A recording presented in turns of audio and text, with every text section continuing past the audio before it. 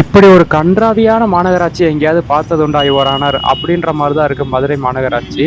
ஒரு மணி நேரம் 2 மணி நேரம் மழை பெஞ்சாலே இந்த மதுரையில் உள்ள இந்த கல்பாலத்துக்கு கீழே ஒரு வண்டி போக முடியல, வர முடியல.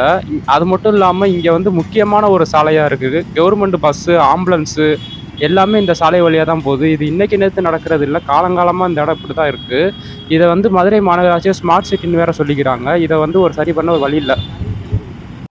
மதுரை மாநகராட்சி அதிகாரிகளே, இப்போ இந்த வீடியோவில் பார்த்துருக்க விஷயம்லாம் உங்களுக்கு தெரியுமா, இல்லை தெரிஞ்சும் தெரியாத மாதிரி இருக்கீங்களான்னு எனக்கு தெரியல.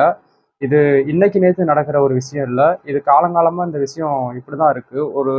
ஒரு மணி நேரம் 1/2 மணி நேரம் மழை வந்தாலே இந்த இடம் இப்படி ஒரு முட்டி அளவுக்கு தண்ணி வந்து நிற்கிது. கவர்மெண்ட் பஸ்ஸு, ஆம்புலன்ஸு, எவ்வளவோ முக்கியமான இடத்துக்கு போகிறவங்க வரவங்களாம் அந்த வழியாக தான் போயிட்டு வர அளவுக்கு அது ஒரு முக்கியமான சாலையாக இருக்குது. ஆனால் இன்னும் நீங்கள் ஏன் அந்த சாலையை வந்து இப்படி சரி பண்ணாமல் வச்சுருக்கீங்கன்றது எனக்கு தெரியலை. ஒன்று அந்த சாலையை மேலே ஏற்றி உயரமாக போட்டிங்கன்னா தண்ணி தேங்காது. அப்படி இல்லாட்டி தண்ணி போகிறதுக்கான வழியவாது ஏதாவது ஏற்படுத்தி கொடுங்க.